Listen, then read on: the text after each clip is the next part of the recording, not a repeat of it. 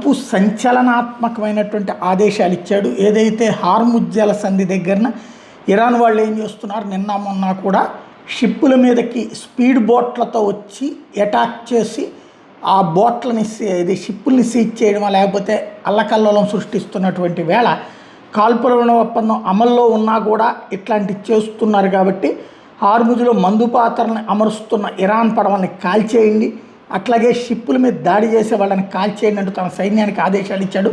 చిన్న బోట్లను కూడా వదిలిపెట్టొద్దన్నాడు. ఆ జలసంధి పూర్తిగా మన యంత్రంలోనే ఉంది అన్నటువంటి విషయం ప్రపంచానికి తెలియాలి అని తేల్చి చెప్పాడు.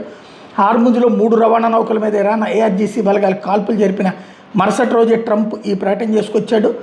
ఇరాన్ చమురుని రవాణా చేస్తున్న ట్యాంక్ని హిందూ మహాసముద్రం అమెరికా సైన్యం సీజ్ చేయడం ఒక ఎత్తు, ఇరాన్తో యుద్ధాన్ని పునఃప్రారంభించి ఆ దేశాన్ని రాజయోగానికి తిప్పి పంపేందుకు సిద్ధంగా ఉన్నట్టు మరోవైపు ఇజ్రాయెల్ ప్రకటించింది. అమెరికా అనుమతి కోసం వేచి చూస్తున్నామని చెప్పింది. మరోసారి ఉద్రిక్త వాతావరణం తయారైంది.